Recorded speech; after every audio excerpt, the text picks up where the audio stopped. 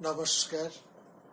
প্রাণারামের মাধ্যমে সম্প্রচারিত ভারত কথার গ্রন্থি মোচনের 487তম পর্বে আপনাদের সবাইকে জানাই সাদর সম্ভাষণ। মহামতি অনন্তলালের পরম আশীর্বাদে আমরা শুনে চলেছি ভারত কথা। আমরা শুনছি বিদুরের কথা।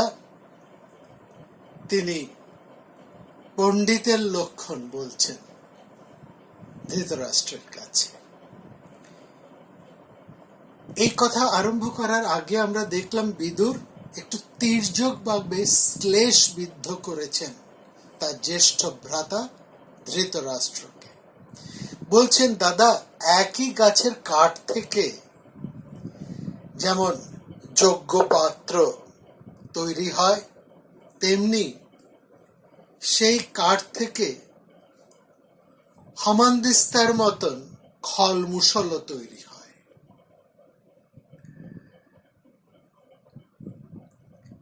একস্মাৎ বৃক্ষাদ যজ্ঞপত্রানি রাজন সৃক্চ দ্রোণী পেঠানি পীড়নেচ।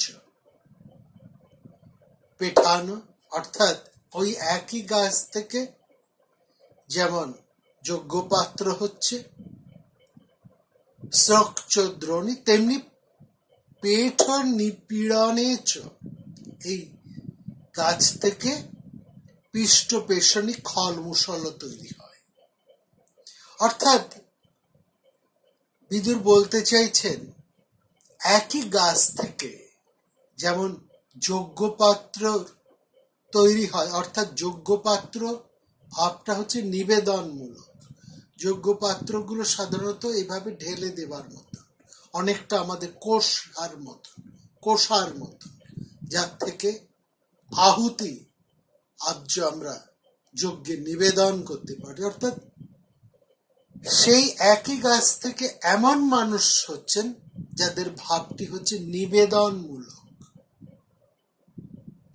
আবার সেই একই কাঠ থেকে হামনদিস্তার মতন একটা উগ্র পেশাইকারী পিষ্ট পেশনী খল স্বভাবের বস্তু তৈরি হয়। অর্থাৎ একই বংশে ভদ্র সজ্জন বিনীত নিবেদিত প্রাণ মানুষ যেমন জন্মায়, তেমনি একই বংশে উগ্র স্বভাব অসৎ মানুষও জন্মগ্রহণ করে। এই কথাটা বলেই বিদুর কি সমগ্র কুরু বংশে সজ্জন পাণ্ডবদের এবং দুর্যোধনদেরকে ইঙ্গিতে বোঝাতে চাইলেন না ধৃতরাষ্ট্রকে? এরপর তিনি পণ্ডিতের ভাব শোনাচ্ছেন ধৃতরাষ্ট্রকে। বলছেন একটা নিরপেক্ষ দৃষ্টিকোণ থেকে। অর্থাৎ ধৃতরাষ্ট্রকে একথা বোঝাতে চাইছেন, আপনি জ্ঞানী, আপনি বিদ্বান, আপনার প্রজ্ঞা আছে, কিন্তু আপনি পণ্ডিত নন। তাহলে পণ্ডিত অর্থে বিদুর কি বোঝাতে চাইছেন? বিদ্বান জ্ঞানী আর পণ্ডিতের মধ্যে একটা দুস্তর ব্যবধান এঁকে দিতে চাইছেন বিদুর। কোনো কিছু পড়াশুনো করে, মুখস্থ করে, কোনো কিছু আয়ত্ত করে সে অনেক জ্ঞান অর্জন করে বিদ্বান হতে পারে, কিন্তু সে পণ্ডিত হতে পারে না। কারণ সে জ্ঞানের প্রায়োগিক ভাবনা তার চরিত্রের মধ্যে, তার যাপনের মধ্যে, তার ক্রিয়াকর্মের মধ্যে, তার চিন্তার মধ্যে দিয়ে পর্যবসিত হয় না, পরিলক্ষিত হয় না।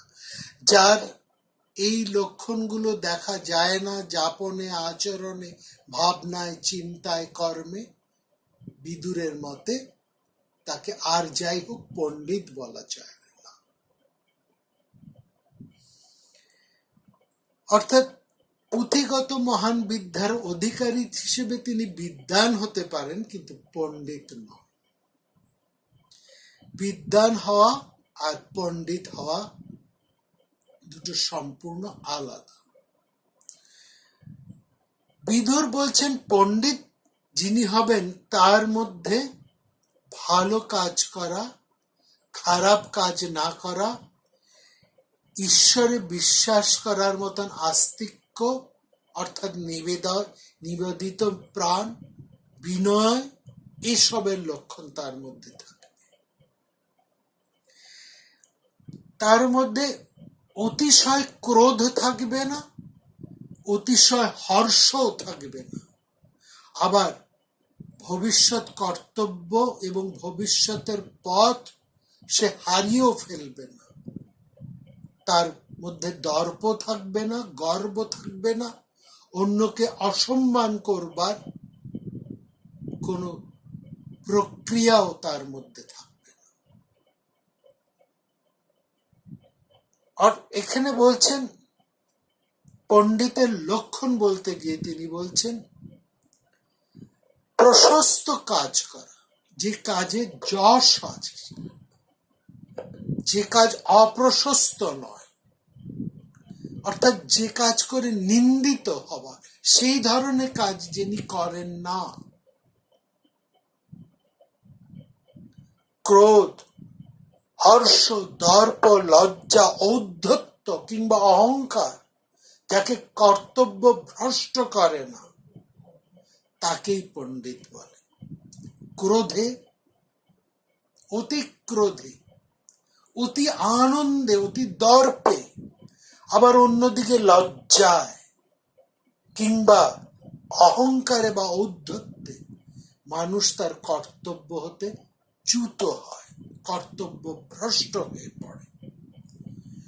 শীত, গ্রীষ্ম, ভয়, আসক্তি, সম্পদ, বিপদ কোনো কিছুই তাকে কর্তব্য হতে টলাতে পারে না, কর্তব্যের বিঘ্ন ঘটায় না, কর্তব্য হতে ভ্রষ্ট করতে পারে না। যাকে পারে না তিনি পণ্ডিত। এই কথা বলেই তির্যক ভাবেই যেন বিদুর ধৃতরাষ্ট্রের বিপ্রতীপে যুধিষ্ঠিরকে পণ্ডিত বলে সাব্যস্ত করছে। কেননা ইন্দ্রপ্রস্থের মতো রাজপ্রাসাদে বাস করেও যুধিষ্ঠির কখনোই কারো কাছে নিজের কোনো রকম অহংকার প্রকাশ করেননি। তিনি কখনো উৎফুল্ল হয়ে ওঠেননি, ক্রোধ প্রকাশ করেন। আবার যখন তিনি তার রাজ্য ভ্রষ্ট হলেন, অন্যায়ভাবে তার রাজ্য কেড়ে নেওয়া হলো, 12 বছরের জন্য যখন তাকে বনে পাঠানো হলো, তখনও তিনি উদাসীন, তখনও তিনি শোকে ভেঙে পড়েননি। তার ধৈর্য শক্তি তখনও লুপ্ত হয়নি। তিনি কর্তব্য কর্ম হতে সরে আসেন। তিনি সমস্ত কিছুকে ধৈর্যের আবরণে ধারণ করে বসে রয়েছেন স্থিতদি পুরুষের মতো। এই স্থিতদি পুরুষই হচ্ছে বিদুরের ভাষায় পণ্ডিতের লক্ষণ।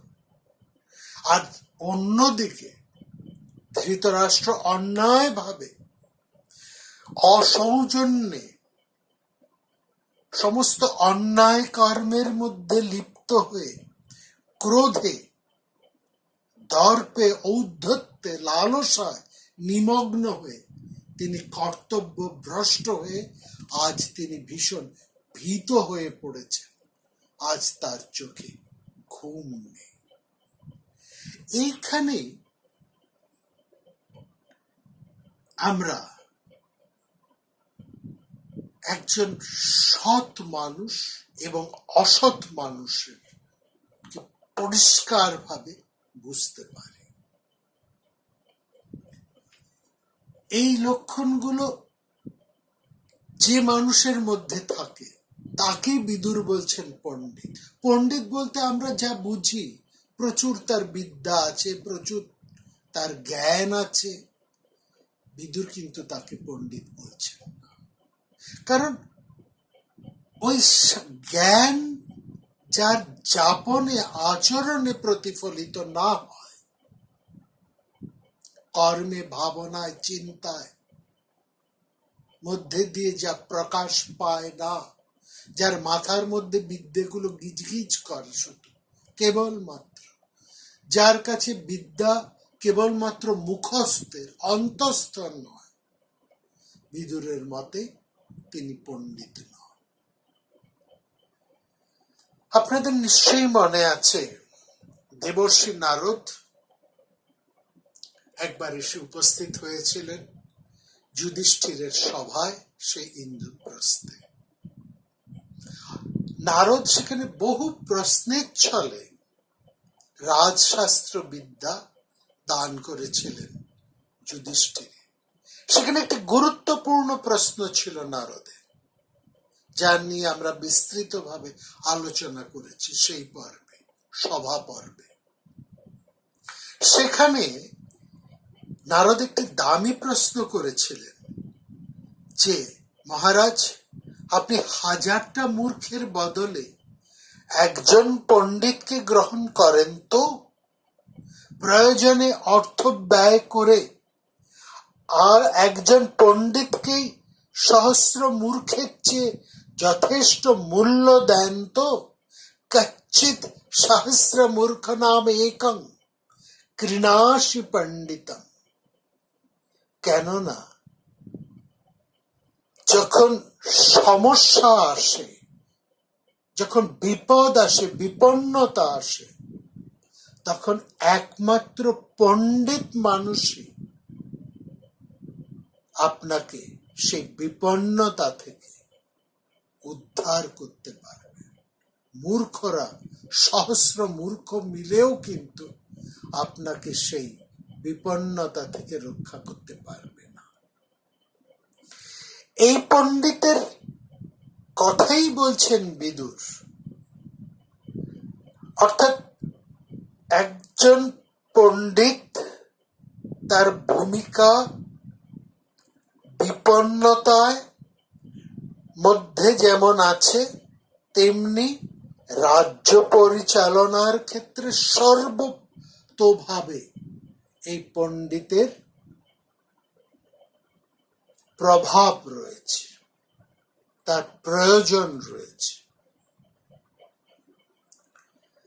আসলে বিদ্যা এমন একটা জিনিস যা কনসলিডেটেড হয়ে থাকলে তাকে পণ্ডিত বলা যায় না। সেই বিদ্যাকে যিনি আত্মস্থ করে, হজম করে, তার ব্যবহারিক প্রয়োগটিকে যথার্থভাবে সংসারের মঙ্গলের কাছে, উন্নতির কাছে, সমৃদ্ধির কাছে, সার্বিক হিত ভাবনায় প্রয়োগ করতে পারেন, তিনি যথার্থ পণ্ডিত। এবং এখানে বিদুর এই প্রজ্ঞাকে, এই পাণ্ডিত্যের প্রজ্ঞাকে একটি অসামান্য শব্দবন্ধে ব্যবহার করেছেন। তাকে বলছেন সংসারিণী প্রজ্ঞা। এই সংসারিণী প্রজ্ঞা একটা ডায়নামিক ভাবনা, স্ট্যাটিক নয়। বিদ্যা স্ট্যাটিক, জ্ঞান স্ট্যাটিক, তার প্রয়োগ হচ্ছে ডায়নামিক। যিনি সেই বিদ্যাকে, সেই জ্ঞানকে যথেষ্ট দক্ষতার সাথে, নিপুণতার সাথে সংসারের বিচিত্র কর্মের মধ্যে, বিচিত্রতর যাপনের মধ্যে সুন্দরভাবে, সুষ্ঠুভাবে, নিপুণভাবে প্রয়োগ করতে পারেন, সেখানেই তার পাণ্ডিত্যের লক্ষণ ফুটে ওঠে। এবং বিদুর তাকেই বলছেন, লক্ষ্য করুন, সংসারিণী প্রজ্ঞা। অর্থাৎ যিনি কামকে পরিত্যাগ করে সংসারের বিষয়ের মধ্যে অবস্থান করে কাম পরিত্যাগ করে ধর্মরূপী অর্থকে যিনি গ্রহণ করতে পারেন তাকেই বলা হয় পণ্ডিত। যস্য সংসারিণী প্রজ্ঞা ধর্মার্থ অনুবর্ততে, যস্য সংসারিণী প্রজ্ঞা ধর্মার্থ অনুবর্ততে কামদ অর্থং বৃণীতে ইয়া সবই পণ্ডিত উচ্যতে। পণ্ডিত কাকে বলছে? যিনি সংসারের নানাবিধ বিষয়ের মধ্যে অবস্থান করে কাম পরিত্যাগ করে অর্থকে গ্রহণ করতে পারে। অর্থের একটা প্রয়োজন আছে, অবশ্যই প্রয়োজন আছে এই সংসারে। অর্থকে বাদ দিয়ে জীবন যাপন সম্ভব নয়। অর্থের গুরুত্বকে মহাভারত অস্বীকার করে না। মহাভারত মোক্ষধর্মী হলেও তিনি কিন্তু সংসার জীবন যাপনের ক্ষেত্রে অর্থের যে একটা গুরুত্ব আছে এই গুরুত্বকে মহাভারত কখনোই অস্বীকার করে না।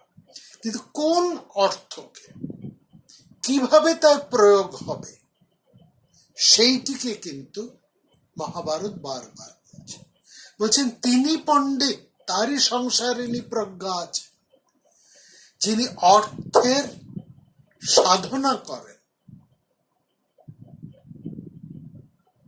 অর্থের জন্য যার নিরলস প্রচেষ্টা থাকে, যিনি নিজের সমৃদ্ধি ঘটাতে চান, সমৃদ্ধির জন্য যিনি খেটে চলেছেন, পরিশ্রম করে চলেছেন, যিনি নিজে উন্নতিকামী, যিনি উপার্জন করেন, সেই উপার্জিত অর্থ সম্পদ তার সমৃদ্ধিকে তিনি কেবলমাত্র ভোগ ব্যসনে ব্যয় করেন না। তিনি কামাসক্ত নন। এই কামের দৃষ্টি থেকে, ভোগের চূড়ান্ত ভোগের দৃষ্টি থেকে অর্থকে মুক্ত করে যিনি সেই অর্থকে নিজের সমৃদ্ধির কাজে ব্যবহার করেন, তারই সংসারিণী প্রজ্ঞা আছে এবং তাকে পণ্ডিত বলা হয়।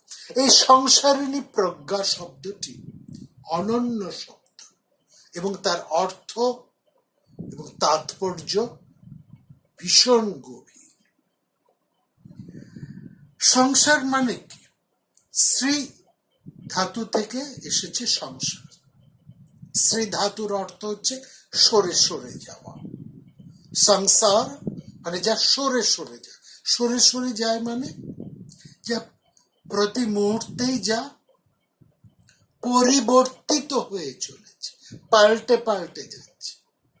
আজ একরকম আছে, কাল আবার অন্যরকম হয়ে যাবে। সংসারে কোনো কিছু স্থির নেই। একজন মানুষ জন্মের থেকে সে পরিবর্তিত হতে হতে চলেছে। শিশু থেকে কৈশোর, যৌবন, প্রৌঢ়, বার্ধক্য, তার পরিবর্তন। সংসারের এরকম সমস্ত কিছুই, সংসারের মধ্যে যা কিছু আছে সবই পরিবর্তনশীল এবং সবই বিনাশশীল। এই জন্যই বলা হচ্ছে সংসারের প্রত্যেকটা বিষয় সবসময় পরিবর্তিত হয়ে চলেছে। সেই জন্য সংসারকে বলা হয় ভ্রাম্যমান চক্র, যা সবসময় ঘুরে চলেছে। এবং এই সংসার শব্দটাকে, এই পরিবর্তনশীল ব্যবহারকে, তার পরিবর্তনশীল ধর্মকে যিনি বুঝে প্রজ্ঞার সাথে যুক্ত করে তার সৎ প্রয়োগ করতে পারেন, তারই সংসারিণী প্রজ্ঞা আছে।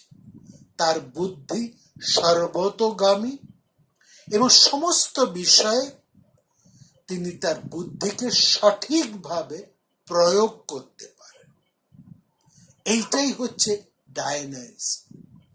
এই ডায়নামিজম, এটাকেই বলা হয় সংসারিণী বুদ্ধি। অর্থাৎ বিদুর বলতে চাইছেন, যার সংসারিণী বুদ্ধি আছে, যার সংসারিণী প্রজ্ঞা আছে, সেই মানুষই সমস্ত নিয়ম, সমস্ত শৃঙ্খলা, সমস্ত বিধি এবং সমস্ত ধর্মের আবরণের মধ্যে থেকেও নিজের প্রয়োজন, নিজের অর্থের এবং নিজের সমৃদ্ধির সাধনা করতে পারেন। কিভাবে? না, কামের থেকেও যদি অর্থ বা সার্বিক প্রয়োজনের কথা বেশি চিন্তা করা যায়, তাহলে সে এই বিষয়ের মধ্যে থেকে অর্থকে যথেষ্ট সঠিকভাবে, উপযুক্তভাবে সে ব্যবহার করতে পারে। অর্থাৎ সংসারে থাকলে মানুষের অর্থের সাধনা করতেই হবে, নিজের সমৃদ্ধির চেষ্টা করতেই হবে। নিশ্চেষ্ট হয়ে অলসভাবে দিন কাটালে সে বাঁচতে পারবে না, তার উন্নতি হবে না, তার মঙ্গল হবে না, তার সুখ হবে না, কিছুই তার হবে না। সুতরাং সংসারে থাকতে হলে মানুষকে কাজ করতে হবে, এবং সে কাজ করবে নিজের উন্নতির জন্য, নিজের যশের জন্য, নিজের সমৃদ্ধির জন্য। অর্থাৎ তার সাধনা হবে অর্থ উপায়ের জন্য। কর্মের মধ্যে দিয়ে সে অর্থ উপায় করবে, এবং এই সাধনার মধ্যে দিয়েই সে সমৃদ্ধ হবে, তার যশও লাভ হবে। এই যে অর্থ সে লাভ করবে, সেই অর্থটাকে সে ব্যবহার করবে কিসে?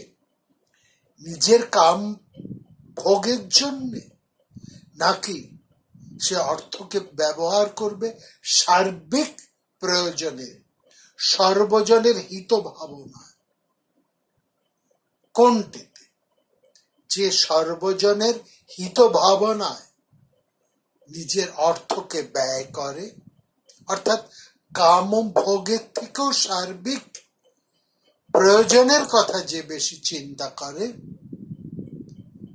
সেই কিন্তু সংসারিণী প্রজ্ঞাবান মানুষ, এবং তারই যশ লাভ হয়। এখানে ধর্ম, অর্থ, কাম, পুরুষার্থের সমস্ত কথা যদি আমরা বাদও দিই, তাহলে এখানে বিদুর যেটা বলছেন সেটা হচ্ছে কেবল নিজের স্বার্থের ওপরে যে মানুষ উঠতে পারে। ধর্ম হচ্ছে এখানে বিধি নিয়মের শৃঙ্খল। যে মানুষ এই শৃঙ্খলের ওপরে ওঠে, নিজের সম্ভোগ, নিজের একমাত্র সুখ, নিজের একমাত্র স্বার্থের ওপরে যে উঠতে পারে, সেই মানুষকে পণ্ডিত বলা হয়, এবং তারই সংসারী প্রজ্ঞা আছে, এবং তিনি এই সব কিছুর ঊর্ধ্বে উঠেই সংসারিণী বুদ্ধিতে নিজের এবং সমগ্র সংসারের সমৃদ্ধি ঘটাতে পারে। কারণ একজন পণ্ডিত মানুষ সে নিজের শক্তি বুঝে কাজ করে, এবং উন্নতির সমস্ত পথগুলো তিনি খোলা রাখেন, কোনোটাকে তিনি অবজ্ঞা করেন না। অর্থাৎ যে মাধ্যমে, যেখান থেকে, যে উপায় তার সমৃদ্ধি ঘটতে পারে, তার অর্থের আসতে পারে, ধর্ম সংযত অর্থ সে উপায় করতে পারে, নিজের উন্নতি সাধন করতে পারে, প্রত্যেকটি পথকেই সে খোলা রাখে, কোনো পথকে সে বন্ধ করে। এর মধ্যেই একজন মানুষের যশ, কল্যাণ এবং শ্রীবৃদ্ধি লাভ হয়। বিদুর বারবার এই কথাটা বলছে। এই কথাগুলোর মধ্যে দিয়ে বিদুর কি ইঙ্গিত করতে চাইছে? এই কথাগুলোর গুরুত্ব তো আমরা বুঝলাম, কিন্তু বিদুর এখানে কোন বিষয়ের কথা ইঙ্গিত করতে চাইছে? বিদুর বলতে চাইছেন, দুর্যোধনরা নিজেদের সমৃদ্ধির কথা ভেবেছে, পাণ্ডবেরাও নিজেদের সমৃদ্ধির কথা ভেবেছে। পাণ্ডবরা সমৃদ্ধি এনেছেন সমগ্র কুরু রাজ্যের কথা চিন্তা করে, কেবলমাত্র 5 ভাইয়ের স্বার্থের কথা তারা ভাবেন। অন্যদিকে কৌরবেরা কেবলমাত্র নিজেদের ভোগ, নিজেদের সুখ, নিজেদের স্বার্থ কথা ভেবেই তারা কৌরব হয়েও অন্য কৌরব অর্থাৎ পাণ্ডবদের সাথে অন্যায় করে চলেছে। আর এই অন্যায় সবচাইতে বেশি মদত দিয়েছেন রাজা ধৃতরাষ্ট্র। সুতরাং সংসারিণী বৃদ্ধিতে সমৃদ্ধি যদি আসে, সেটা আসবে পাণ্ডবদের হাত ধরে, কোনোভাবেই তা কৌরবদের হাত ধরে আসবে না। এরপরে বিদুর কি বললেন আমরা শুনব অন্য